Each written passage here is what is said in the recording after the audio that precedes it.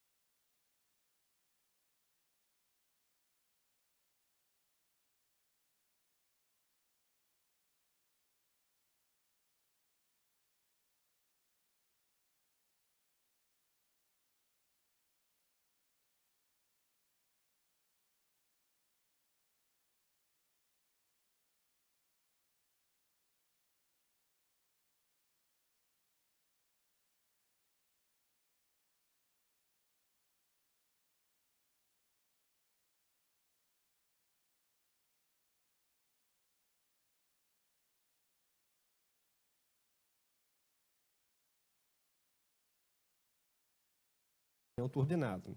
Então, não adianta falar das novidades se eu não sei nem o básico, né?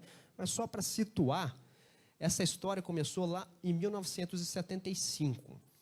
Teve na Europa um surto de hipertensão arterial pulmonar desencadeada por uso de drogas para emagrecer. A gente sabe que drogas para emagrecer, principalmente derivados de anfetamina, são fatores de risco para que a pessoa desenvolva depois hipertensão arterial pulmonar. E nessa época, na década de 70, houve um surto de hipertensão arterial pulmonar e a comunidade médica que lidava com essa condição achou melhor fazer um simpósio, uma reunião de especialistas para se definir questões aí em relação a essa doença. E pela primeira vez houve uma classificação clínica e a hipertensão pulmonar ela foi dividida em primária e secundária e houve uma classificação também de biópsia, mostrando que existia hipertensão pulmonar que acometia artérias, hipertensão pulmonar que acometiam veias e hipertensão pulmonar formada por coágulos, por trombos. E, desde então, esses experts mundiais têm se reunido a cada 5 anos justamente para se definir as principais condutas, as melhores estratégias de diagnóstico nessa condição que é rara, mas muito catastrófica. E o último simpósio mundial ocorreu em fevereiro desse ano, lá em Nice, na França. Eu tive a oportunidade de ir, e onde foram debatidas algumas propostas de mudanças. Essas propostas nem sequer estão publicadas ainda, muito provavelmente vão ser publicadas no final do ano. E é uma coisa muito rica, são várias forças-tarefas que desenvolvem as propostas, e isso é submetido a uma plenária, e a plenária discute se deve ou não incorporar aquela mudança. Mas só para lembrar um pouquinho, lá das aulas de histologia na faculdade, uma coisa que chama muita atenção quando a gente avalia uma artéria pulmonar é que a artéria pulmonar, diferentemente das artérias do corpo, as artérias sistêmicas, ela é uma artéria muito fininha, ela tem uma parede muito fininha, com muito pouco músculo. Por que será que isso ocorre? Tirando o sangue aqui do conteúdo interno, a gente vê essa parede aqui bem fininha, a gente percebe que essa parede dessa artéria pulmonar, eu estou falando das arteríolas, das artérias microscópicas, mais distais, né? A gente vê que essas arteríolas, elas têm essa parede mais fininha, justamente porque o sistema circulatório pulmonar é um sistema de baixa resistência e de alta complacência. Lá nas aulas de fisiologia, a gente aprendia que o lado direito do coração bombeia sangue para os pulmões, e o lado esquerdo do coração bombeia sangue para o resto do corpo. Só que é um mecanismo entre vasos comunicantes. Então, a mesma quantidade de sangue que o coração esquerdo está bombeando para o corpo inteiro, ao mesmo tempo o coração direito está bombeando para os pulmões. Agora, imagina que o pulmão tem que acomodar todo aquele sangue de uma vez, ou seja, ele tem que fazer o mesmo trabalho que o corpo inteiro faz para acomodar o sangue. Porque o mecanismo ele é comunicante e é contínuo, não tem um gap, um espaço entre a circulação sistêmica e a circulação pulmonar. Então, a única maneira do pulmão ter se adaptado ao longo dos anos fisiologicamente é sendo um sistema de baixa resistência e de alta complacência. E por que a pressão na artéria pulmonar normal é algo em torno de 30/10 e a pressão normal aqui no corpo é 11/7, 110/70? Justamente por quê? Porque a resistência na artéria pulmonar é baixa. E lá na física, voltando um pouquinho, lá no 2º grau, a gente tinha as aulas de física, né? Tá vendo que eu só fazendo só flashback, né? A gente aprendia que pressão é fluxo vezes a resistência. A gente aprendia isso na fórmula da física. Como o fluxo, a quantidade de sangue que o lado direito joga nos pulmões é a mesma que o lado esquerdo joga no corpo inteiro, se o fluxo é o mesmo, a diferença está aqui, nessa resistência. A resistência lá nas artérias pulmonares, normalmente ela é uma resistência bem baixinha e a resistência no corpo é uma resistência alta. Por isso tem essa diferença das pressões de ser 110/70 e 30/10 no pulmão. Ok? Bom, o problema é quando ocorre uma alteração e essa parede dessa artéria começa a engrossar, dessas arteríolas. Essa parede começa a ficar muito espessa. Ela vai cada vez mais, normalmente ela seria fininha, ela vai espessando e fica mais ou menos desse jeito, dificultando o fluxo de sangue lá nessas artérias do pulmão, lá nas arteríolas, artérias bem pequenininhas. E por que isso ocorre? Isso ocorre por várias razões. A ideia que se tem é que algumas pessoas nasçam com alguma suscetibilidade genética, e alguns genes já foram até mapeados, como esse gene BMPR2, e uma vez que ele é exposto a alguma determinada condição, por exemplo, ele desenvolve uma infecção pelo HIV, ele tem aumento da pressão na veia porta, ele pega uma infecção pela esquistossomose, ele usa uma medicação anfetamínica para emagrecer, se ele tiver essa predisposição, essa exposição vai funcionar como um gatilho e essa doença começa a ocorrer, começa a haver esse engrossamento aí e essa dificuldade de circulação. Ok? Então, o que a gente vê, aqui seria o centro da artéria, é que essa parede ela começa a proliferar, ficar cada vez mais espessa, e isso vai sobrecarregar muito quem? O ventrículo direito, ou seja, o lado direito do coração, que tem a função de bombear o sangue, agora contra uma resistência cada vez maior. Ok? Bom, e além desse espessamento dessa parede, dessas artérias, ocorre também uma vasoconstrição, ou seja, um fechamento da parede dessas arteríolas microscópicas, e formam, eventualmente, alguns trombos dentro dessa arteríola, dificultando ainda mais o fluxo de sangue, porque aumenta-se a resistência vascular pulmonar. Eu acho que o nome da doença é errada. Na minha opinião, a doença deveria chamar hiperresistência vascular arteriolar pulmonar. Mas ia ficar muito grande, aí a gente prefere chamar de hipertensão arterial pulmonar. Bom, e se a gente viu lá no 2º grau que pressão é fluxo vezes a resistência, se a gente pegar essa mesma fórmula, a gente vai ver que fluxo é pressão dividido pela resistência.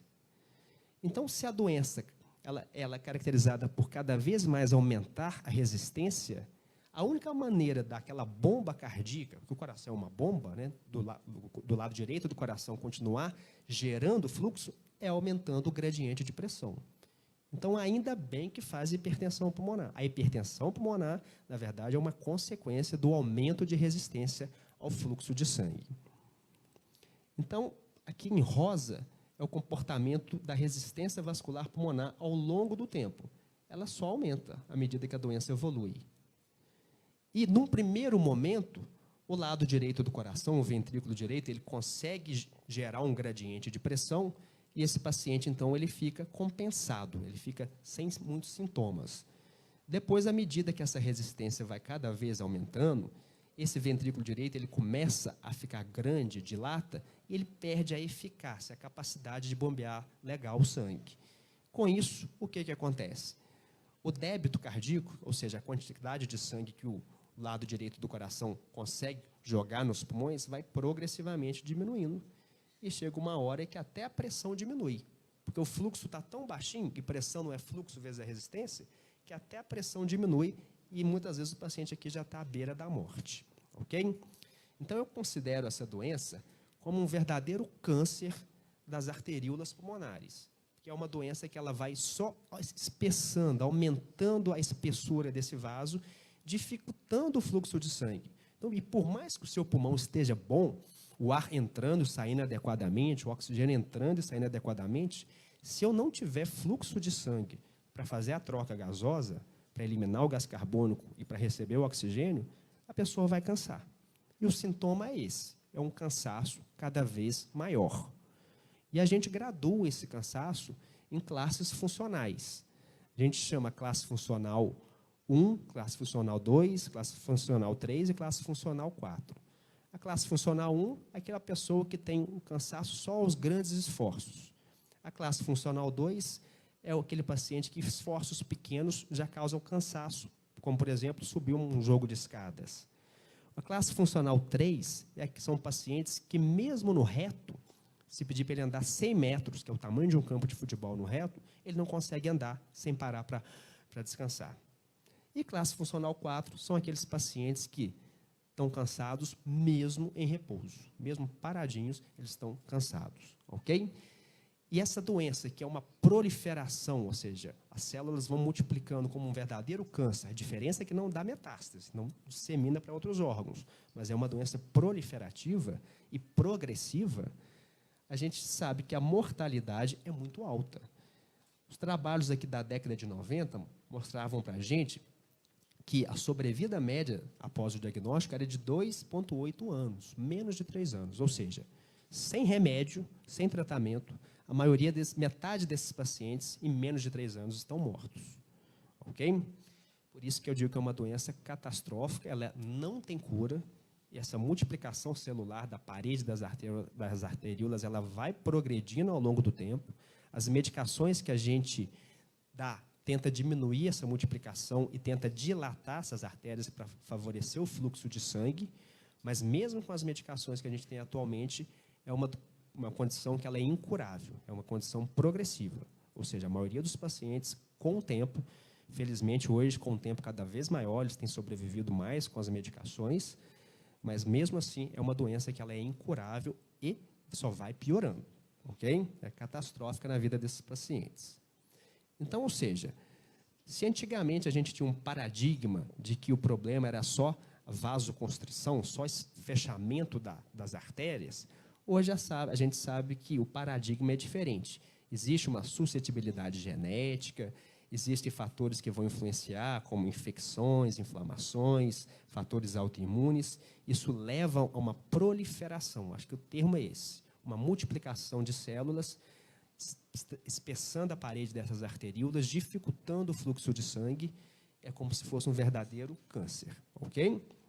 Bom, e se para diagnosticar câncer a gente precisa de uma biópsia, para diagnosticar a hipertensão pulmonar, a gente não precisa fazer uma biópsia da arteríola pulmonar, porque isso é muito difícil, com risco muito alto.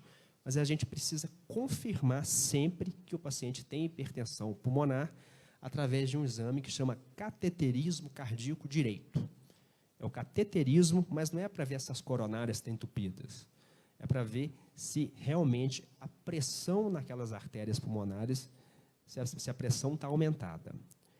E a gente sabe que a gente considera HP, que é hipertensão pulmonar, se eu botar um catéter lá na artéria pulmonar e medir a pressão direto lá dentro da artéria, e se ela tiver maior ou igual a 25 milímetros de mercúrio, a gente considera que existe hipertensão pulmonar. Agora, se eu tiver, vamos pensar um pouquinho, se eu tiver um problema lá do lado esquerdo do coração, que é a parte que bombeia sangue para o corpo inteiro, se esse lado esquerdo do meu coração está doente, está fraco, o paciente tem uma insuficiência cardíaca, por exemplo, o lado esquerdo bombeia sangue para o corpo com dificuldade, a pressão no lado esquerdo do coração está aumentada também. E é um sistema de encanamento entre vasos comunicantes, entre canos comunicantes. Então, se a minha pressão lá do lado esquerdo estiver aumentada, de maneira retrógrada, eu vou aumentar também a pressão nas veias pulmonares, nos capilares pulmonares, na artéria pulmonar, nas câmaras cardíacas do lado direito, e aí nas jugulares, no fígado, o paciente incha. Mas o problema está lá na ponta da mangueira, lá do lado esquerdo do coração. Então, para a gente diferenciar, ou seja, falar que o problema está na artéria do pulmão e não lá no lado esquerdo do coração, a gente tem que obedecer uma outra condição, que a pressão média da artéria está acima de 25, e uma outra medida, que é chamada de pressão capilar pulmonar ou pressão diastólica do ventrículo esquerdo, tem que estar menor do que 15. Quando eu coloco que essa pressão tem que estar menor do que 15, eu simplesmente estou dando o seguinte recado. Olha, não tem nada lá do lado esquerdo do coração que está aumentando a pressão nessa artéria pulmonar. A doença é da artéria pulmonar mesmo. Ok? Então, a gente tem que obedecer essa outra condição. E a gente calcula a resistência vascular pulmonar da artéria. A gente calcula essa resistência e ela está maior do que uma unidade de medida de resistência, que chama unidades ULT, está maior do que 3 unidades ULT. Então, hipertensão pulmonar é isso. Pressão média maior ou igual a 25. Agora, hipertensão arterial pulmonar, ou seja, falar que o problema está na artéria, quem está doente é a artéria, eu tenho que ter pressão média maior ou igual a 25 e pressão capilar pulmonar menor do que 15. Ok? Por isso que a gente tem que sempre confirmar o diagnóstico, a suspeita, quando o médico pensa em hipertensão pulmonar, porque muitas vezes eles vão pensar que isso deve ser uma asma, isso deve ser descondicionamento físico, porque são pacientes relativamente jovens e que são acometidos. Você está fazendo atividade física? Não, não estou, não, eu estou muito cansando. Não, então começa a fazer que você vai melhorar isso daí, e isso atrasa o diagnóstico. Então, ou seja, muitas vezes, quando o médico pensa na possibilidade de ser hipertensão pulmonar, o primeiro exame que ele vai pedir é um exame que chama ecocardiograma, que é um ultrassom do coração, que te dá alguns indícios de que o paciente possa ter hipertensão pulmonar. Ok? Bom, agora, se a gente tratar, dar remédio para o paciente baseado só no ecocardiograma, a gente não está obedecendo aquele critério de que está excluindo uma doença do lado esquerdo do coração como a causa do problema. E aí o que acontece? Muitas vezes eu pioro esse paciente. Ou seja, os remédios eles só mostraram que eles funcionam para quem tem aquele câncer, entre aspas, né? Aquela proliferação lá das arteríolas pulmonares. Para quem tem doença do lado esquerdo do coração, os remédios não mostraram nenhuma eficácia. Muitas vezes até pioraram esses pacientes. Bom, e no último simpósio, uma das propostas foi se reduzir o valor de corte de pressão média, não mais para 25, mas para 20 milímetros de mercúrio.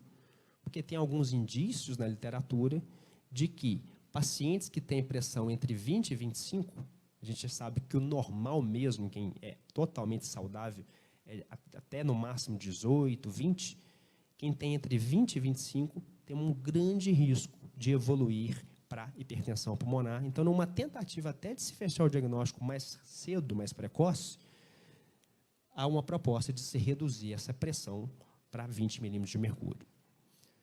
Bom, e qual que vai ser o impacto disso? Será que vai aumentar muito a quantidade de pacientes no centro de referência? Já tem até alguns trabalhos avaliando isso.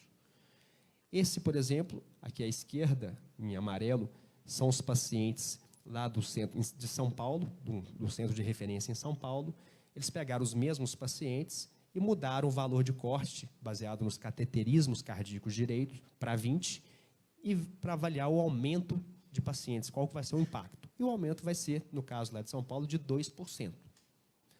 Já numa corte de um outro serviço de referência da Alemanha, pegando os pacientes que tinham pressão entre 20 e 25 e que antes não eram considerados hipertensão pulmonar e agora vão ser considerados, seriam considerados, o aumento de prevalência seria de 6%. Então, ou seja, se espera aumentar a prevalência de pacientes no máximo até 10% com essa proposta de mudança. Bom, então, se você me disse que obrigatoriamente, se eu suspeito de hipertensão pulmonar, se eu suspeito que a artéria está doente, a biópsia, entre aspas, que eu vou fazer é o cateterismo do lado direito do coração. É isso mesmo, tem que fazer sempre, ok? Sem isso, a gente não está autorizado a confirmar o diagnóstico de hipertensão arterial pulmonar. Se algum médico aí pede um remédio aí do protocolo do estado para hipertensão pulmonar e ele tem um monte de exames que ele tem que preencher lá, se tiver faltando o cateterismo cardíaco direito, não adianta justificar. Ah, ele não tem condições de fazer porque ele lá na cidade que ele mora não tem cateterismo cardíaco. A gente não pode dar remédio para pacientes sem o cateterismo cardíaco direito, porque a gente corre o risco de estar piorando esse paciente, ok? Então, quem estiver comandando aí, pode falar para o médico, não, está faltando cateterismo cardíaco direito, e quando chegar para mim lá, para eu liberar o parecer, eu vou mandar de volta para a Secretaria Estadual de Saúde, falar, não, vou indeferir o pedido do remédio, porque está faltando a biópsia, entre aspas, que é o cateterismo cardíaco direito. E durante o cateterismo cardíaco direito, em algumas classes, alguns subtipos de pacientes com hipertensão pulmonar, a gente faz também uma manobra que chama de teste de vasorreatividade com óxido nítrico. Durante o procedimento que o paciente está lá na sala de hemodinâmica, a gente põe ele para inalar o óxido nítrico, que é uma substância que dilata as artérias pulmonares, aumenta e, consequentemente, facilita o fluxo. E a gente sabe de trabalhos aqui, desde a década de 90, que pacientes em que esse teste de vasorreatividade é positivo, ou seja, você consegue dilatar um pouquinho essas artérias inalando esse óxido nítrico, eles têm um prognóstico melhor, uma sobrevida melhor, usando uma classe de remédio muito mais barato e mais fácil de achar, que é o bloqueador de canal de cálcio. Todo mundo conhece, nifedipina, amlodipino, são medicações chamadas de bloqueadores de canal de cálcio.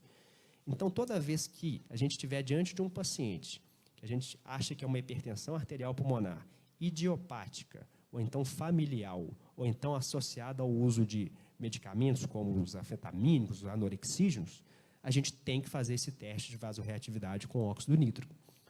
E o que é a vasorreatividade positiva?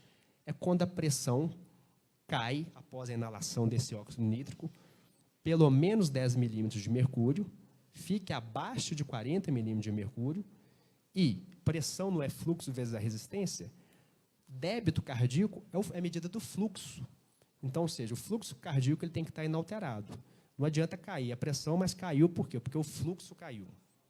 Então, não é porque a artéria dilatou, é porque o coração enfraqueceu. Então, a gente tem que obedecer essas condições para falar que o teste de vasorreatividade é positivo. Bom, existe uma classificação da hipertensão pulmonar, uma classificação diagnóstica e com implicações terapêuticas, ok? E essa classificação da hipertensão pulmonar, ela é classificada em 5 grupos. A gente chama de grupo 1, que é a hipertensão arterial pulmonar, que é a hereditária, que é aquela induzida por drogas e toxinas, como, por exemplo, as anfetaminas, e aquelas associadas a doenças do tecido conectivo, como uma doença que chama esclerodermia, que é uma doença reumatológica, em que os pacientes vão endurecendo esôfago, pele, e endurece também a artéria do pulmão. Associada à infecção por HIV, pacientes com aumento de pressão na veia porta, como pacientes com cirrose, por exemplo, pacientes com doença cardíaca congênita, pacientes com esquistossomose e hipertensão pulmonar persistente do recém-nascido. Esse é o grupo em que ocorre aquele câncer da microvasculatura arteriolar pulmonar, e esse é o grupo em que os estudos científicos mostraram que utilizar remédios específicos para a hipertensão pulmonar funciona.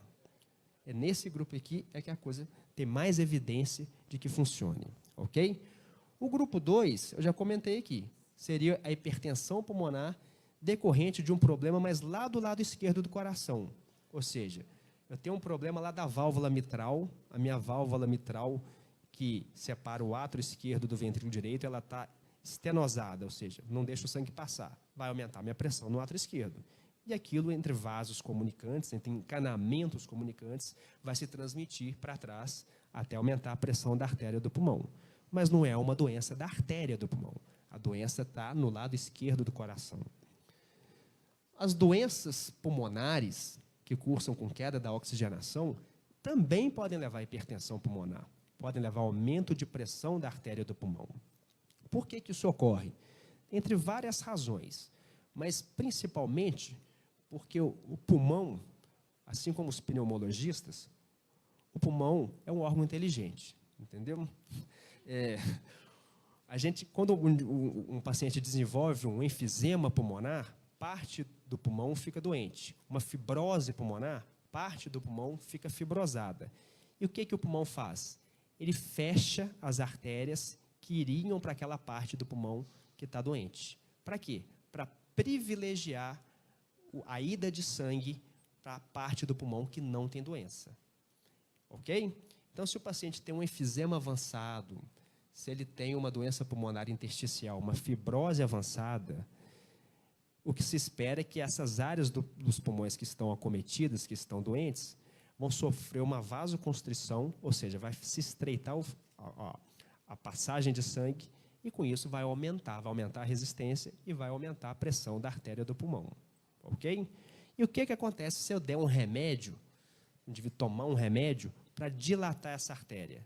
Vai voltar aí sangue também para áreas do pulmão que estão doentes, que não estão fazendo troca gasosa. E o paciente vai piorar. Ok? Então, não adianta dar remédio aqui nem para o grupo 2 e nem para o grupo 3. O grupo 4, que é a hipertensão pulmonar tromboembólica crônica, é um grupo que eu vou falar um pouquinho mais à frente, que basicamente é uma embolia que não melhora e ela cronifica. É basicamente isso daí. E o grupo 5 é uma série de desordens multifatoriais, várias doenças hematológicas, sistêmicas, sarcoidose, doenças metabólicas, em que é um grupo em que a gente não sabe qual que é a razão dessas doenças levarem à hipertensão pulmonar. E se a gente não sabe nem por que leva à hipertensão pulmonar, a gente não tem evidência nenhuma de que isso deva ser tratado. Então, a gente sempre tenta ver se esses pacientes estão no grupo 1 ou se estão no grupo 4, porque esse é o grupo de pacientes em que a gente tem indicação, evidência na literatura médica para prescrever algum tratamento medicamentoso. Uma proposta do simpósio é a mudança da sarcoidose para o grupo 3 das doenças do pulmão, porque a sarcoidose, na imensa maioria das vezes, ela leva a uma fibrose do pulmão, ela causa fibrose no pulmão, então ela seria, então, grupo 3. Bom, esse aqui é um trabalho muito interessante, de 2007, em que eles pegaram lá numa cidadezinha da Austrália, uma cidade pequena, todos os ecocardiogramas que tinham sido realizados durante um ano. Foram lá, a cidade era pequenininha, foram lá no serviço de ecocardiograma, deixa eu ver todos os ecocardiogramas que tem aí. E pegaram todos os ecocardiogramas que tinham pressão da artéria pulmonar, pressão sistólica da artéria pulmonar maior do que 40, ou seja, o ultrassom do coração sugerindo que tinha hipertensão pulmonar. Pegaram todos os ecocardiogramas que tinham essa condição, pressão da artéria maior que 40, eram 480 pacientes. E o que eles fizeram com esses 480 pacientes? Vamos botar no cateterismo cardíaco direito para ver se o problema está na artéria mesmo, se é embolia crônica, se é grupo 1, grupo 2, grupo 3, grupo 4, se isso é grupo 1 mesmo, ou seja, se é aquela doença proliferativa como o câncer da microvasculatura arteriolar pulmonar. E qual que foi o resultado? Olhem para vocês verem. Desses 480 pacientes em que o ecocardiograma, o ultrassom do coração, mostrava que tinha sinais de aumento da pressão na artéria do pulmão, 78%, na verdade, era uma doença do lado esquerdo do coração. Ou seja, a grande maioria das vezes vai ser uma doença esquerda do coração, vai ser o grupo 2, em que dá remédio, muitas vezes até piora o paciente. Em segundo lugar, com 10% aqui, doença pulmonar. E aí foi miscelânea, que é aquele grupo 5, 7%, TEP crônico, embolia crônica, 1,5%. Aquele grupo 1, que eu estou falando desde o início, que é aquela idiopática, quando a gente não acha causa, ou associada com outras infecções, como HIV, esquistossomose, esclerodermia, foi só 3,5%. Então, ou seja, não dá mesmo para a gente confiar no diagnóstico de hipertensão arterial pulmonar baseado só no ecocardiograma. E do mundo inteiro é assim. Se a gente observar aqui está os vários continentes, né? E de acordo com as principais causas de hipertensão pulmonar. Aqui em rosinha é doença cardíaca esquerda, em azul, doença pulmonar. Você vê que na imensa maioria dos continentes, essas duas condições, uma doença do pulmão ou uma doença do lado esquerdo do coração, é que está levando à hipertensão pulmonar. Ok? Então, ou seja, para investigar, para realmente confirmar essa doença, o ecocardiograma é a ferramenta de rastreamento mesmo, ela para suspeitar de hipertensão pulmonar, mas a confirmação é sempre com cateterismo cardíaco de câmaras direitas. Então, a gente tenta primeiro olhar o paciente e falar, será que esse cara não tem, ou essa mulher não tem, uma doença do lado esquerdo do coração? E, às vezes, pela história, a gente consegue chegar nessa conclusão, pelo eletrocardiograma, pelo ecocardiograma, a gente vê, não, está aqui, está claro, tem insuficiência cardíaca do lado esquerdo, não tem que fazer cateterismo cardíaco direito, tem que otimizar o tratamento da insuficiência cardíaca dele para ele melhorar. Se a gente descartou doença do lado esquerdo do coração, o próximo passo seria descartar uma doença pulmonar que esteja levando à queda da oxigenação. Aí a gente vai fazer raio-x de tórax, tomografia de tórax, espirometria para ver se tem sinal de DPOC, de enfisema, polissonografia para ver se tem sinal de apneia grave do sono. Ah, não tem. O pulmão está tranquilo, a oxigenação está boa. Ah, então vamos tentar descartar embolia crônica. E aí o exame de escolha é a cintilografia de ventilação e perfusão pulmonar. E depois a angiotomografia. Se não tem embolia crônica, aí ele vai ser aquele paciente lá do grupo 1, aquelas condições todas. Será que tem HIV? Aí vamos pedir anti-HIV. Será que tem doença do tecido conectivo? Ah, vamos pedir o reumatologista para avaliar, para ver se tem esclerodermia, vamos pedir FAM, fator reumatoide. Será que tem hipertensão da veia porta? Ah, vamos fazer um ultrassom de abdômen. Será que tem citossomose? Ah, vamos fazer um ultrassom de abdômen, vamos fazer exame de fezes. Será que tem HIV? E aí, só quando a gente não acha uma causa, a gente fala que é, então, idiopática. Medicina é assim, tudo que é idiopático é aquilo que a tecnologia atualmente disponível ainda não nos permitiu afirmar categoricamente qual que seja a causa. Ok? Por isso que lá no protocolo, né, existe aquela lista de exames, né, que tem que ser observado. Ou seja, o médico que está pedindo um remédio para hipertensão arterial pulmonar, o paciente tem que ter feito esses exames todos mesmo. Existem algumas ressalvas, né? Como, por exemplo, para paciente com tromboembolismo pulmonar crônico distal, não é necessário os exames 7, então não é preciso ultrassom, não é preciso pesquisa de vírus, porque já sabe que é embolia crônica. Então, não precisa, de acordo com aquilo que o médico pôs no relatório, eu estou pedindo um remédio porque é embolia crônica, não precisa de fazer alguns exames. Mas, mesmo assim, são muitos exames que devem ser feitos. E é fundamental mesmo, que esse anexo 1, lá do formulário de pedido de medicação para hipertensão arterial pulmonar, seja preenchido. Eu, como sou parecerista, né, para deferir ou indeferir a liberação dessas medicações, muitas vezes eu recebo, principalmente do pessoal do interior, das delegacias regionais de saúde, esse formulário sem estar preenchido. Isso dificulta enormemente, porque muitas vezes eu não vou encontrar o exame, vou ter que mandar de volta para a Secretaria Estadual de Saúde, a Secretaria Estadual de Saúde vai mandar de volta para a Delegacia Regional de Saúde, e o paciente está lá piorando, deixando de receber o remédio, porque o médico não preencheu uma coisa simples. Ecocardiograma, data e o que eram os achados mais principais. Né? Cateterismo cardíaco direito, né? Preencher e colocar os dados aqui principais. Então, é fundamental a conferência de que esses exames, que esse formulário esteja preenchido, até para facilitar a vida do paciente. Senão fica malote indo, malote vindo, tal, e o paciente lá, muitas vezes, merecendo o remédio, né, e piorando. Bom, e qual que é a incidência dessa doença? Como eu já disse, é uma doença rara, ok? Na França, em 17 centros lá, a estimativa foi de uma incidência de 2,4 casos por milhão de adultos por ano, com uma prevalência de 15 casos por ano. E lá na França, nesses centros de referência, a maioria dos casos era de idiopática, depois doença do tecido conectivo, cardiopatia congênita, aumento da pressão na veia porta, uso de drogas para emagrecer, HIV e genética. Ok? Mas quando você vem para o Brasil, aí muda um pouquinho de figura. 2 centros lá de São Paulo. Primeira causa, hipertensão arterial pulmonar idiopática. Em segundo, aparece uma coisa que não tem lá na França, que é a esquistossomose. Ok? E a gente tem muito aqui. E depois, doença do tecido conectivo, drogas para emagrecer e aumento da pressão na veia porta.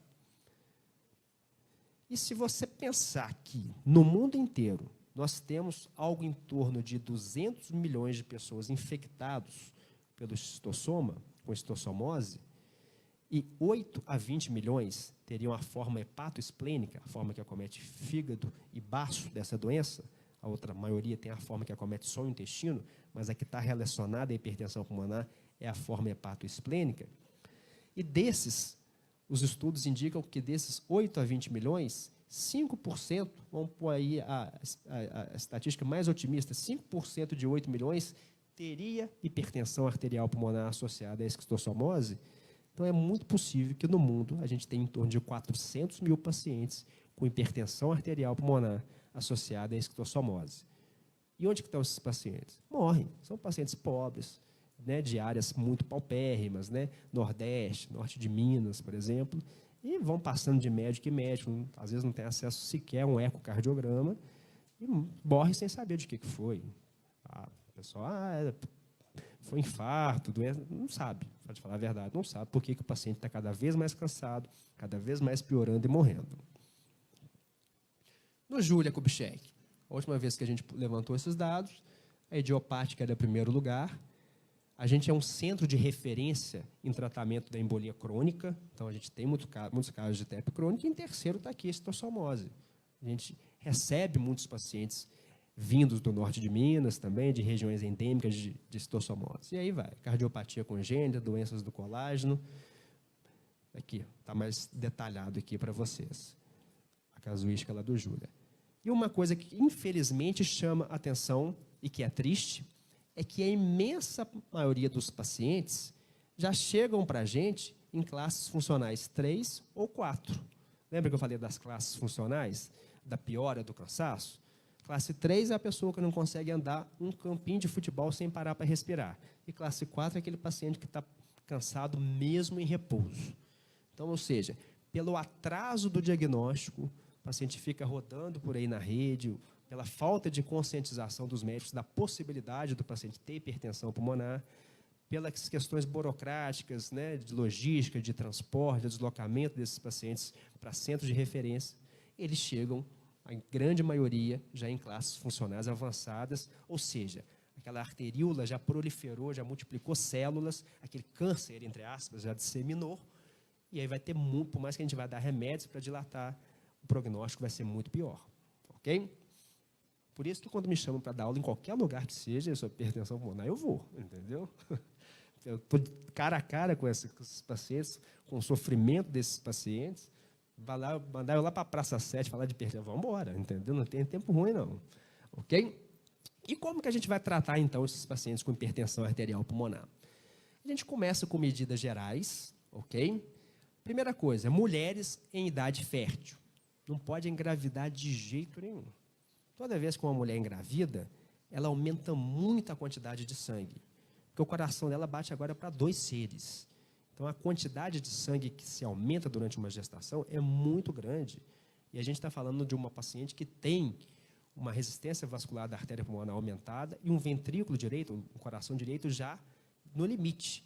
E se você aumenta muito o sangue, essa paciente descompensa durante a gravidez e a mortalidade nesses casos durante a gestação e logo que o neném nasce é muito grande. Porque quando o neném ainda está na barriga, ele ainda absorve um pouquinho desse excesso de sangue. Quando tira, muitas vezes a mulher descompensa e deixa aí uma criança aí órfã, né? Recém-nascido órfã, uma catástrofe. Tanto é que, em casos de... A gente orienta a não concepção, né? A gente evita anticoncepcional à base de estrógeno, porque aumenta o risco de embolia, que é uma coisa que seria muito catastrófica, o risco de embolia pulmonar para esses pacientes. A gente prefere métodos de barreira. DIU pode ser uma opção, colocação de DIU, mas essa colocação de DIU tem que ser em ambiente dentro de hospital, não é para ser feito no consultório, no posto de saúde, ok? Mas é importante orientar que essas pacientes não podem engravidar em hipótese alguma, ok? Bom, a gente orienta vacinação. Esses pacientes toleram muito mal qualquer infecção respiratória, então a gente orienta vacinação antipneumocócica e vacinação anti-influenza, é fundamental. Suporte psicológico é fundamental. Hoje em dia, né, todo mundo tem acesso à informação. Existem associações de pacientes, o pessoal digita no Google hipertensão arterial pulmonar, e isso vai causar um impacto, porque ninguém é bobo, percebe que está diante de uma doença incurável, que só vai piorando, que é progressiva e que vai cada vez mais encurtando o seu fôlego. Então, é preciso um suporte psicológico. Exercício supervisionado é importante, reabilitação cardiopulmonar. Suplementação de oxigênio. Às vezes, alguns pacientes têm oxigenação ali no limite, 91, 92, e quer fazer uma viagem aérea, e no ambiente da cabine do avião, a oxigenação, a pressão de oxigênio é menor, talvez ele vai precisar de oxigênio durante o voo. Anestesia regional, ou seja, a gente evita ao máximo que esses pacientes sejam submetidos a qualquer procedimento cirúrgico, mas, eventualmente, eles vão ter que ser operados, principalmente em casos de urgência. E, nesses casos, evitar ao máximo de que se use anestesia geral. Tentar, sempre que possível, uma peridural ou um bloqueio regional, dependendo de qual cirurgia que vai ser executada. A terapia de suporte, a gente usa muito diuréticos para esses pacientes.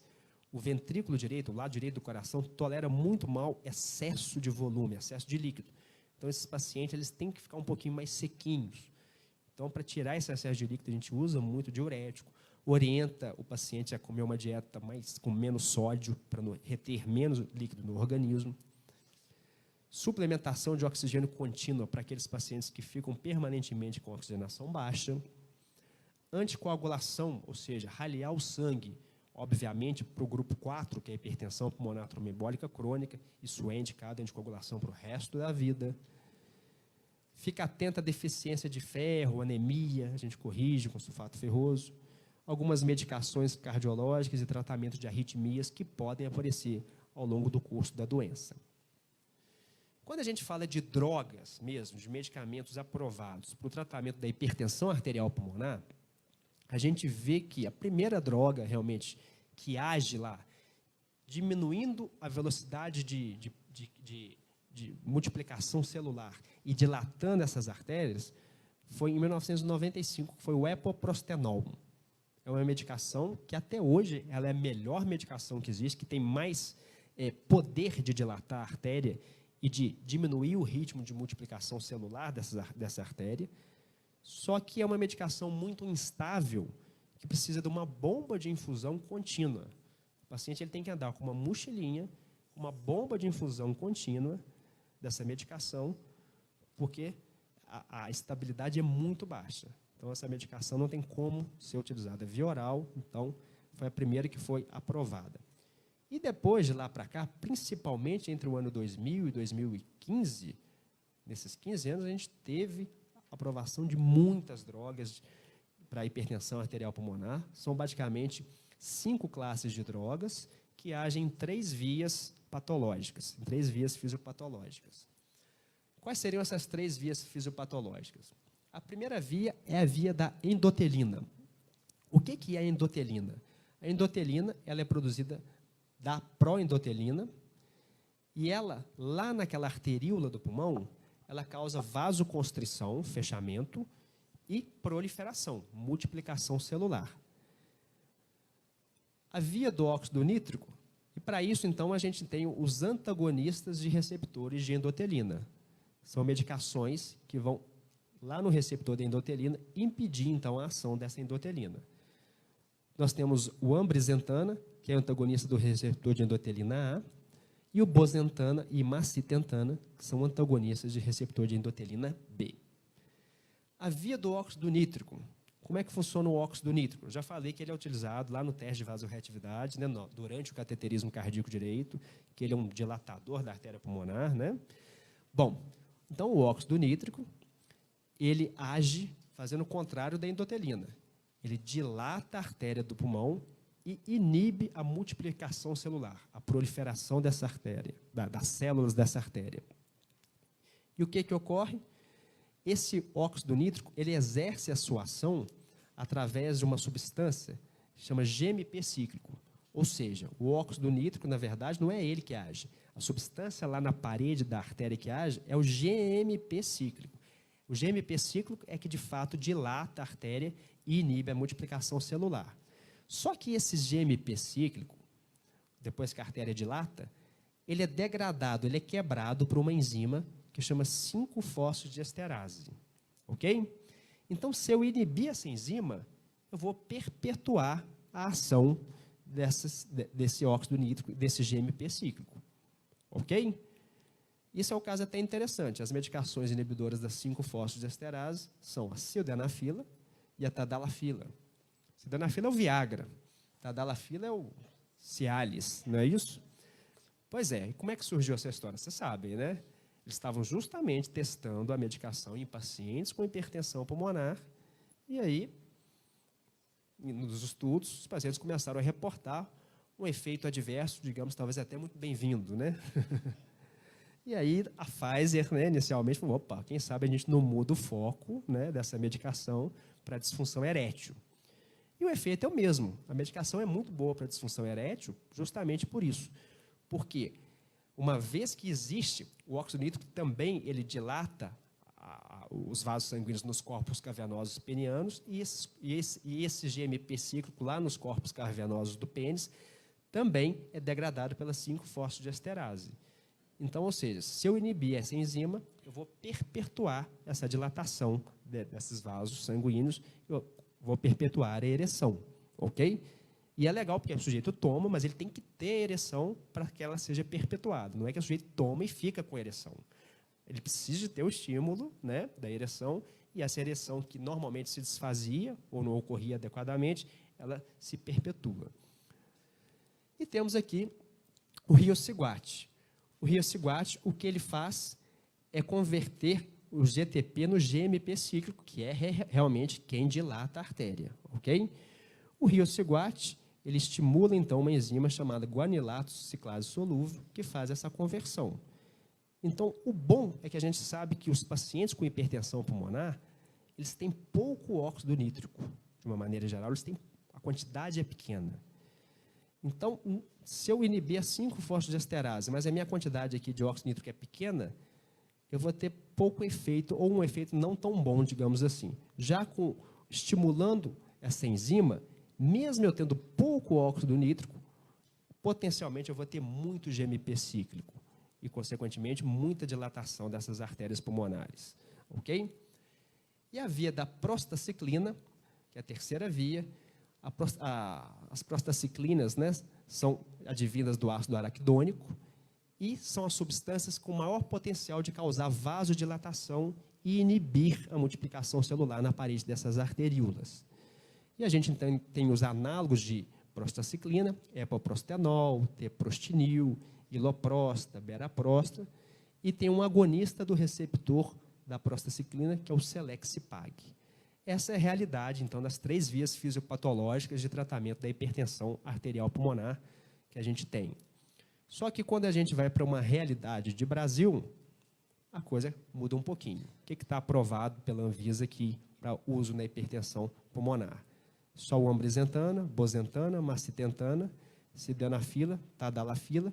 O riociguate, aqui no nosso país, ele está aprovado só para hipertensão pulmonar tromboembólica crônica. Ele não está ainda aprovado para hipertensão arterial pulmonar lá daquele grupo 1 que a gente comentou, embora já é liberado para isso nos Estados Unidos, já é liberado para isso na Europa, mas aqui no Brasil não. E na via da prostaciclina nós temos o iloprosta, que por questões de negociação de preço, a gente não teve de fato ele disponível, agora está em fase avançada de negociação, a gente vai ter em breve ele disponível. Essas medicações aqui, elas tendem a ser muito instáveis, e esse iloprosta ele é inalatório. requer 6 a 9 inalações por dia. Isso atrapalha um pouco a qualidade de vida do paciente, porque ele tem que parar o que ele está fazendo para ficar inalando, né, com um nebulizador próprio para isso. E o Selexipag, que é uma medicação via oral, que age aqui como um agonista do receptor IP da prostaciclina. E aí, quando a gente vai para a realidade do protocolo clínico de diretrizes terapêuticas, né, do Ministério da Saúde, aí a realidade é pior ainda. A gente fica com isso daqui. Ambrisentina, bozentana, sildenafila, e loprosta a gente nunca teve, apesar de que ele está escrito lá, a gente não teve por essas questões de preço. Esperamos que em breve tenhamos ele, mas é realmente isso que é o cenário atual. Bom, e com essas medicações, o que a gente objetiva? A gente objetiva acompanhar esse paciente lá no ambulatório, lá do Júlia, ou outros ambulatórios que tem aí, e manter esses pacientes com as características aqui dessa coluna aqui do lado esquerdo. Se o paciente está aqui, significa que a coisa está indo legal. Se ele está aqui, ou seja, ele passa a ter um risco de mortalidade em um ano de menos que 5%. Se a coisa está por aqui, está mais ou menos, não está muito legal. O risco de mortalidade de 5 a 10% em um ano. E se a condição do paciente está de cá, em vermelho, ele é um paciente de alto risco, com maior que 10% de chance de mortalidade em um ano. E que parâmetros são esses que a gente tenta acompanhar lá nos ambulatórios dos centros de referência? Primeiro, a gente avalia se ele tem algum sinal clínico de insuficiência ventricular direita. Se ele está tendo fígado aumentado, edema de membro inferior. Se está ausente, ótimo. Se está ausente, se está presente, preocupa. A gente avalia a progressão dos sintomas. Ou seja, esse paciente está piorando muito rápido. Tem paciente que há um ano atrás estava ótimo e hoje ele tem classe funcional 4. Em um ano ele piora muito rápido. E tem pacientes que começam com uma piora de falta de ar 3, 4 anos atrás, e hoje tem classe funcional 2, 3, ou seja, tem uma progressão mais lenta. E, obviamente, quem está progredindo mais lentamente é melhor, o melhor ainda é que não esteja progredindo. Síncope, né, que é aquela perda fugaz. Às vezes, ao esforço, diante de uma demanda de um débito cardíaco, ou seja, de mais sangue circulando, o paciente acaba tendo uma perda de consciência. O objetivo é que ele não tenha síncope, e aqui pode ser ocasionalmente ou aqui repetidamente. A classe funcional, já comentei para vocês, a gente quer manter esse paciente nas classes funcionais 1 e 2, não na 3 e muito menos na 4.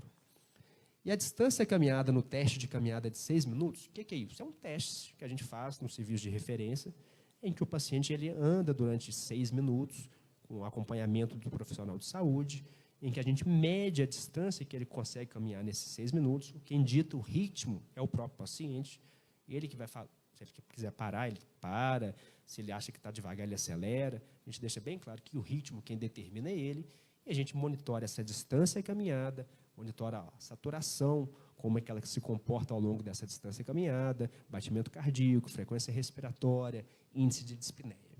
E o objetivo é que esse paciente, durante 6 minutos, consiga andar mais do que 440 metros. Se ele anda entre 165 metros e 440, não está muito legal. Se está andando menos de 165 metros, está péssimo, ok? Esses aqui são variáveis de teste de exercício cardiopulmonar, que é uma ergospirometria, é um exame bem mais complexo. A gente nem tem isso de rotina no SUS, a gente não utiliza isso por não ter. É muito importante, os serviços que tem uma capacidade de ter o paciente muito mais na mão. A gente monitora níveis de substâncias no sangue, o BNP ou o NT-proBNP. O que é isso? Toda vez que o meu ventrículo direito está sob o estresse, a pressão está alta ali no ventrículo direito, que ele está tendo uma dificuldade de bombear o sangue, esse estiramento do miocárdio do ventrículo direito, da fibra cardíaca direita, faz com que se libere o BNP ou NT-proBNP. E quanto mais altos os valores dessas substâncias, nos exames de sangue, pior é a condição clínica desse ventrículo direito, desse lado direito do coração. Então, a gente objetiva manter BNP menor que 50, NT menor que 300. Se está entre 50 e 300, não está legal. Maior do que 300 está péssimo. E o NT, esses valores, 300 a 1.400 e maior que 1.400 está ruim. A gente vai avaliar rotineiramente como está o lado direito desse coração. através de exames de imagem, principalmente ecocardiograma, em alguns centros, ressonância cardíaca. E o objetivo é que o lado direito do coração não esteja muito dilatado e que não exista derrame pericárdico. Toda vez que tem líquido em volta do pericárdio, quanto maior a quantidade desse líquido, significa que o seu lado direito do coração está sofrendo mais. Então, se tiver com derrame pericárdico presente e não seja mínimo, o paciente está péssimo. Em alguns serviços, repete-se o cateterismo cardíaco direito para avaliar valores aqui do cateterismo, pressão do ato direito, medida de fluxo, né, de quantidade de sangue que o coração consegue bombear, a saturação lá da veia, se está maior ou menor do que 65, 60. Então, eventualmente, a gente repete o cateterismo cardíaco direito, não mais para fazer a biópsia, entre aspas, né, para confirmar o diagnóstico, mas é para documentar, muitas vezes, que o paciente está realmente piorando e, eventualmente, justificar aí, associar uma nova medicação, mudar a medicação, etc. Bom, uma das propostas lá de início foi simplificar um pouquinho aquele quadro. Ou seja, eles propuseram menos valores, menos parâmetros para serem avaliados, ok? E se o paciente tiver com pelo menos 3 critérios de baixo risco e nenhum critério de alto risco, a gente considera ele como baixo risco. Se ele tiver com pelo menos 2 critérios de alto risco, incluindo o índice cardíaco ou saturação venosa de oxigênio, que são medidas do cateterismo direito, ele é de alto risco. E qualquer outra combinação, ele é risco intermediário. Ok? Então, essa é uma proposta também desse simpósio que teve início. E, muitas vezes, se a gente começa uma medicação e o paciente não está lá naquela coluna verde, a pergunta que se faz é, será que se eu associar outra classe que haja em outra via, isso vai ajudar? Partindo do racional, que existem várias vias metabólicas envolvidas nessa fisiopatologia, de um potencial efeito sinérgico, a natureza grave e progressiva da doença, o sucesso dessa estratégia de combinar remédios em outras doenças, como insuficiência cardíaca, infecção pelo HIV, existe sim um racional para que se combine drogas, combine medicamentos, seja de forma sequencial, ou seja, você começa uma medicação, mas o paciente não está respondendo bem, você adiciona outra medicação, ou seja, uma associação de drogas desde o início. Ou seja, o paciente ele é um paciente grave que já mereça, eventualmente, eu iniciar com mais de um remédio de uma vez. E a gente vê que, ao longo do tempo, os estudos, isso aqui são os ensaios clínicos randomizados para avaliar a eficácia de drogas para a hipertensão pulmonar, os estudos, esses ensaios, eles tiveram uma mudança de paradigma. Os ensaios anteriores eram ensaios com uma quantidade menor de pacientes, 32, 102, e o desfecho, o que seu objetivo, a duração do estudo era curta, geralmente 12 ou 16 semanas, ou seja, 3, 4 meses, e o que eles avaliavam era, tomou o remédio comparativamente ao placebo, aumentou mais a distância caminhada, o remédio funciona. Não aumentou, não funciona. E a gente sabe que o teste de caminhada de 6 minutos tem muitas outras, ele é factível de várias outras influências. Algumas, por exemplo, idade. O paciente mais jovem vai andar mais, mesmo muitas vezes ele estando hemodinamicamente pior. Ok? Condição de reabilitação cardiopulmonar influencia nisso. Quando inclui o Brasil nos estudos, aí, a maioria desses estudos são estudos a nível mundial, que incluem vários centros, uma das coisas que chama a atenção é que os pacientes aqui do Brasil, mesmo com comprometimento ali no cateterismo cardíaco direito, igual os pacientes da Europa, dos Estados Unidos, os nossos pacientes no teste de caminhada andam muito mais. Mas é por quê? Na Europa, nos Estados Unidos, essa condição é grave e o paciente ele é cadeira de roda, vai subir no ônibus, tem um elevador. Se alguém for lá no Júlia, vai ver a rampa do Júlia para chegar no ambulatório da hipertensão pulmonar. Ou seja, se o sujeito sobe a rampa, já está bem no lucro ali, porque... E aqui no Brasil é assim, o cara corre atrás de ônibus, né? Ele tem que tocar a vida. O Estado não dá esse amparo que dá. Então, de uma maneira indireta, ele faz uma reabilitação cardiopulmonar.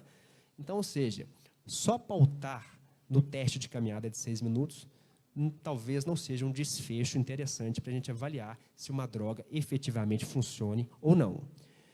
E os estudos mais recentes, então, resolveram mudar o eixo para serem estudos de morbimortalidade, ou seja, avaliar, já que é uma doença que só vai piorando com o tempo, avaliar se usar remédios faz com que essa piora seja mais lenta ou não, ok? Consequentemente, passaram a ser estudos muito mais prolongados, olha aqui a diferença, com uma quantidade de pacientes muito maior, aqui mais de 1.000, e achar 1.000 pacientes numa doença rara é difícil, ok? E isso tem mostrado para a gente, como, por exemplo, esse é um estudo mostrando terapia combinada com ambrisentan e tadalafila, comparado com, dado desde o início, comparando com pacientes que usaram só uma das classes de droga, ou só usou tadalafila, ou só usou ambrisentan, mostrando que usar medicação combinada desde o início, isso é melhor do que usar só uma classe de droga.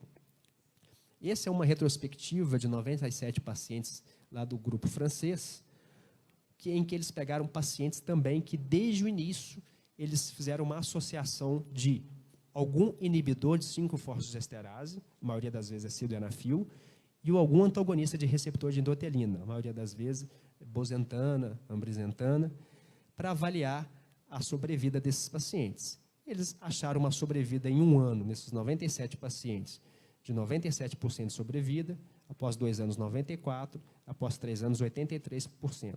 Muito maior daquela sobrevida predita inicialmente. Ou seja, mostrando que associar drogas que ajam em vias fisiopatológicas diferentes, numa doença grave dessa, né, como no câncer, muitas vezes a gente não associa quimioterápicos, talvez possa ser uma boa estratégia.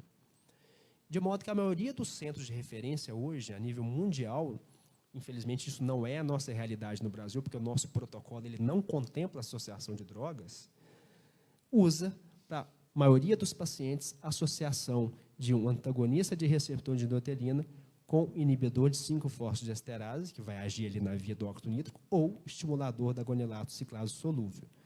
Alguns poucos pacientes que estão num risco muito baixo, eventualmente a gente pode usar monoterapia, só um remédio, e para pacientes de alto risco, o ideal seja usar aqueles análogos de prostaciclina venosos, que são medicações mais complexas de manusear, obviamente, né? Mas tem uma eficácia maior para esse subgrupo de paciente mais grave.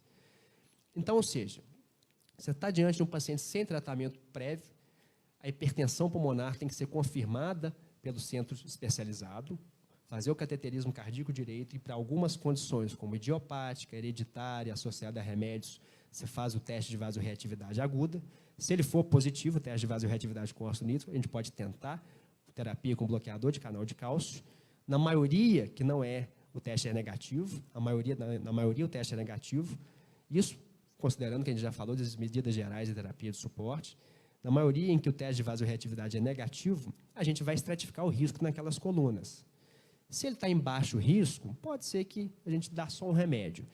Se ele está em risco intermediário, talvez seja paciente para começar a terapia já com combinação de remédios. E se ele está em alto risco, vale a pena já começar com terapia combinada, incluindo um análogo de prostaciclina, e já considerar encaminhar esse paciente para avaliação de transplante pulmonar.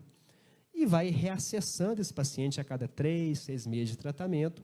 Se ele melhorou, continua em baixo risco, você vai acompanhando esse paciente.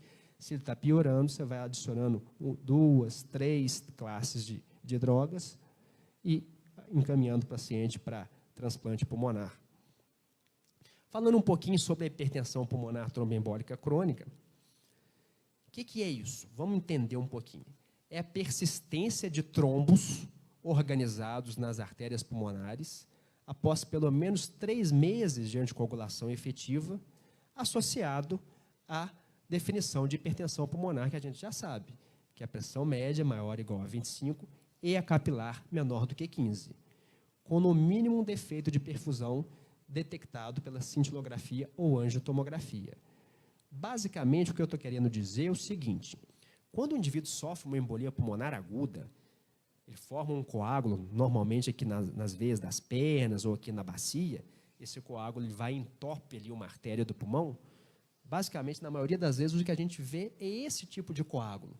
Ele é um coágulo molinho, ele é friável, ele é igual quando vai matar frango. Corta o pescocinho, vai saindo aquele sangue, ali rapidinho ele vai talhando.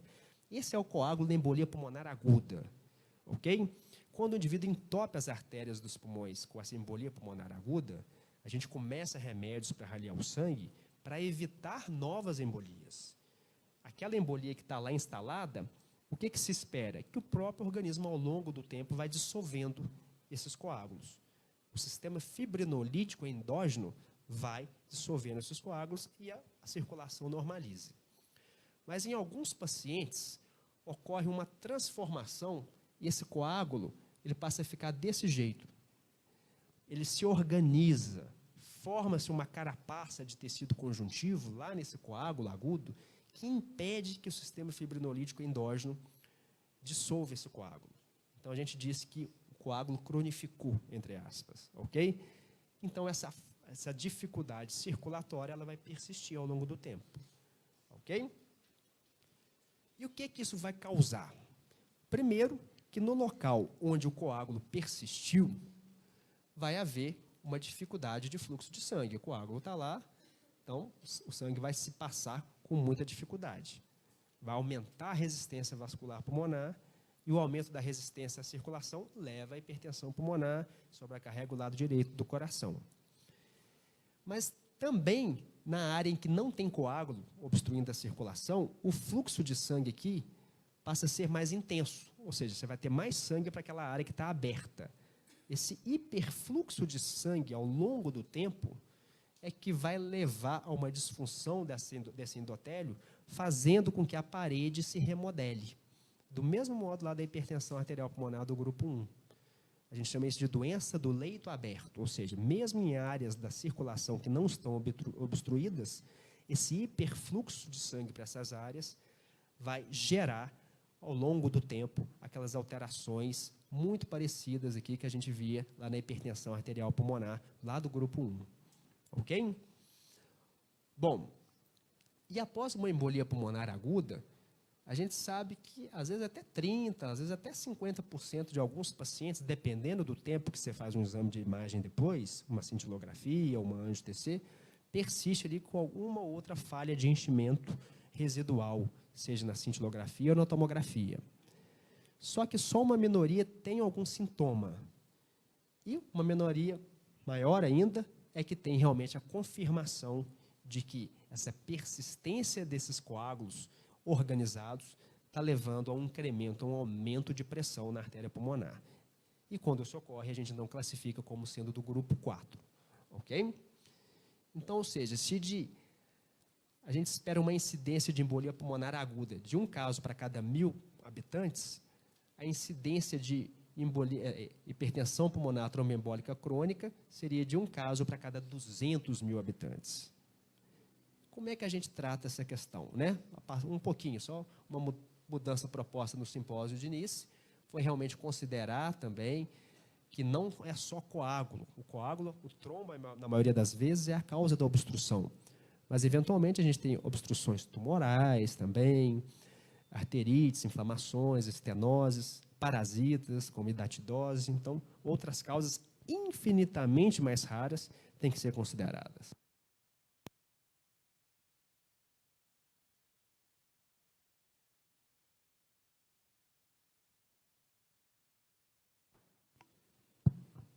Acho que eu desliguei aqui. Não, agora está certinho. Bom, em termos de tratamento, a gente sempre prioriza o tratamento cirúrgico. Ou seja, se esse coágulo está lá e ele sofreu essa transformação, formou essa carapaça de tecido conjuntivo, que vai impedir que ele seja degradado e vai desviar o sangue para as áreas que não estão obstruídas, a gente sempre tenta, sempre que possível, retirar esses coágulos que estão organizados lá dentro das artérias. Ok? Esse tratamento é potencialmente curativo dessa condição. Tem pacientes que são operados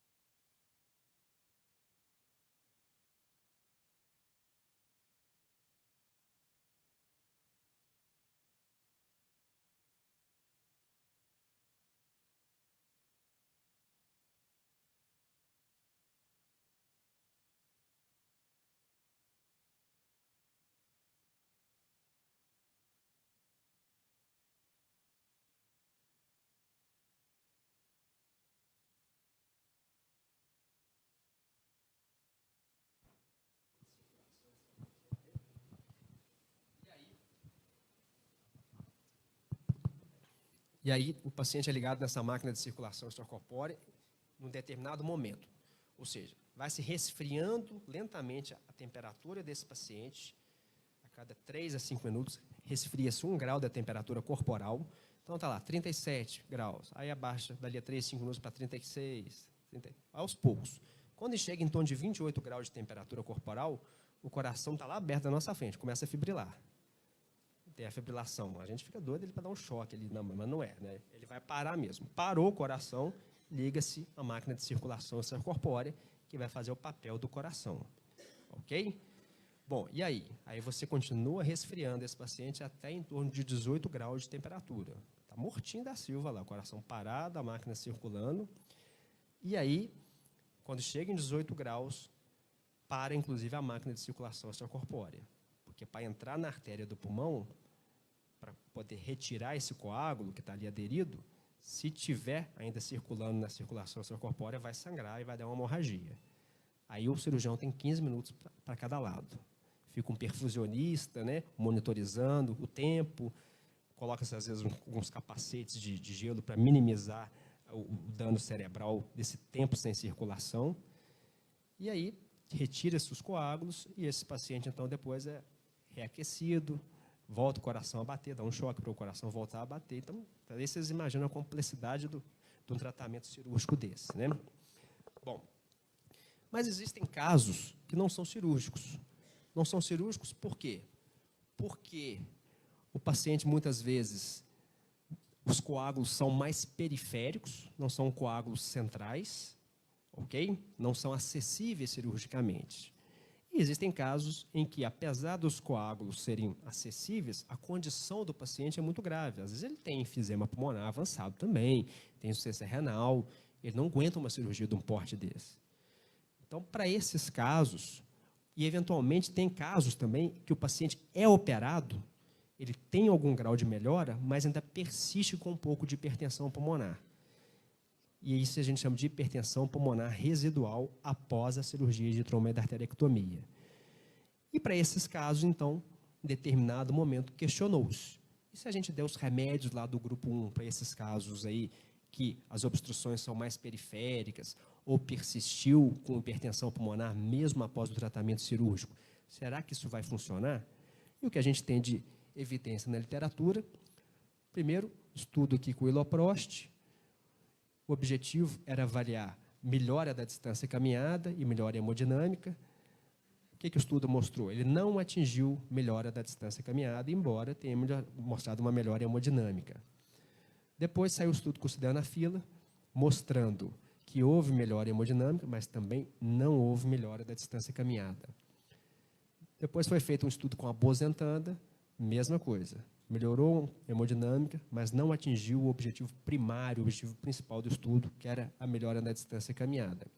E mais recentemente, o estudo com riociguat, que age lá na via do óxido nítrico, que é um estimulante da guanilato ciclase, mostrou melhora hemodinâmica e melhora no teste de caminhada de 6 minutos. Então, a droga passou a ser a primeira droga aprovada para tratamento medicamentoso, ou seja, tratamento não cirúrgico, da hipertensão pulmonar tromboembólica crônica, ok? Depois vem estudos de extensão, mostrando que ela tem um perfil de segurança que é muito bom, uma taxa de sobrevida em 2 anos muito boa. Então, é uma droga que a gente ainda não tem ela incorporada a protocolos de medicação do Estado, a gente luta para que isso ocorra com o tempo. E, então, é uma ideia que a gente tem deixado para poder tratar aqueles pacientes que não têm indicação cirúrgica. Acho que esse conceito é fundamental. O tratamento de escolha, sempre que possível, é o tratamento cirúrgico, porque esse é potencialmente curativo. Mais recentemente, saiu um estudo, chamado estudo MERIT, que avaliou a macitentana, que é outro antagonista de receptor de endotelina, no tratamento da hipertensão pulmonar tromboembólica crônica inoperável, ou seja, que não era indicativo de cirurgia.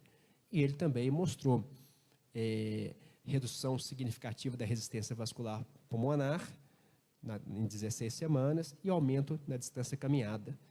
E a Anvisa já aprovou a macitentana para tratamento do grupo 4 também, para hipertensão pulmonar tromboembólica crônica. Bom, então, ou seja, a trombendarterectomia pulmonar, esse tratamento cirúrgico, ele sempre tem que ser cogitado. Então, toda vez que o paciente tem o diagnóstico de grupo 4, de hipertensão pulmonar tromboembólica crônica, ele não só tem que ir para um centro de referência de hipertensão arterial pulmonar, mas ele tem que ir para um centro de referência de hipertensão arterial pulmonar que tenha algum grau de expertise nessa cirurgia, nesse tratamento cirúrgico. Lá no Júlio, a gente consegue operar via Madre Teresa. O Hospital das Clínicas também, da UFMG, tem operado alguns casos agora. E o tratamento cirúrgico ele é tão importante que alguns guidelines recomendam que, naqueles casos que tenham sido considerados não operáveis, o recomendável por alguns guidelines, como da Academia Americana de Cardiologia, é que haja uma segunda opinião em outro grupo de experiência, para realmente bater o martelo. Não, isso aqui não é cirúrgico de jeito nenhum, e aí, se não é cirúrgico, a gente vai tentar alguma terapia médica com medicação ou uma outra opção que é angioplastia pulmonar por balão. Basicamente, é uma técnica em que se põe catéteres lá na artéria, copo de cateterismo de coronária, e dilata essas artérias obstruídas através dessa angioplastia, através desse balão. Esse aqui só ilustrando um caso nosso lá do Júlia, que foi retirado, você vê que é um coágulo organizado, um paciente nosso foi submetido lá já em 2015 a trombectomia pulmonar. Você vê que um dia depois ele já estava estubado, já estava no CTI, já em recuperação, o paciente está em acompanhamento com a gente até hoje lá e normalizou. Ele não tem mais hipertensão pulmonar, ele tem indicação de anticoagulante o resto da vida, mas ele não precisa de remédio nenhum no momento para nada. Bom, então, ou seja, diagnosticou hipertensão pulmonar tromboembólica crônica, anticoagulação para o resto da vida, avaliação do tratamento por uma equipe especializada nessa condição. Se for operável, endarterectomia pulmonar é o tratamento de escolha. Se é não operável, terapia médica, medicação primeira aprovada foi Riociguat, específica, com ou sem angioplastia por balão. E se ele persiste com hipertensão pulmonar sintomática após a trombectomia, você vai tentar a terapia medicamentosa. Obviamente, tudo em medicina vai de acordo com a curva de aprendizagem. Aliás, é tudo na vida, né? Não é só em medicina. Quanto mais você faz aquilo, mais você cria expertise e cada vez você faz melhor e casos mais desafiadores, né? O serviço que mais faz essa cirurgia de tromboendarterectomia é o serviço da Universidade de San Diego, lá na Califórnia. Tem praticamente 5.000 casos já operados de tromboendarterectomia, dessa cirurgia, que é essa torada que eu contei para vocês. E, obviamente, por essa curva de aprendizado, eles conseguem cada vez operar obstruções mais periféricas, mais fininhas. Já o grupo que mais faz angioplastia por balão, de dilatar, é o grupo do Japão. Eles que realmente ressuscitaram essa técnica e têm dilatado cada vez mais. Então, de uma maneira geral, para aquelas partes das artérias mais grossas, o tratamento cirúrgico, muitas vezes, é o preconizado. Quando as obstruções são bem mais periféricas, o tratamento medicamentoso talvez seja o mais preconizado. E para aquela turma que tem obstruções, falhas de enchimento por esses trombos no leito intermediário, talvez aqui seja o papel da angioplastia por balão. E isso vai mudar. Por exemplo, se eu estou em San Diego, lá na Califórnia, eu vou operar cada vez mais para cá, casos para cá. Mas se eu estou no Japão, eu vou fazer angioplastia cada vez mais para cá. Mas para aquelas falhas de enchimento verdadeiramente periféricas, mais periféricas, o que nos resta é o tratamento medicamentoso, né?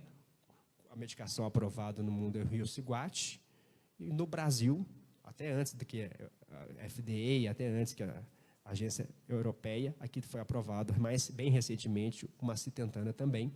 Eu não tenho nenhuma experiência de macitentana nesse grupo de pacientes. Bom, é isso. Queria conversar com vocês. Podem anotar meu e-mail, celular, qualquer dúvida aí. Eu acho que a ideia é essa, realmente botar à disposição de vocês enquanto centro de referência, enquanto sociedade de pneumologia. Se alguém quiser fazer alguma pergunta, quiser proferir algum comentário, estou à disposição. Espera só um pouquinho, passar o microfone aqui, porque aí registra no áudio. O senhor disse num determinado momento da abordagem que o paciente que tem hipertensão arterial não pode engravidar, né?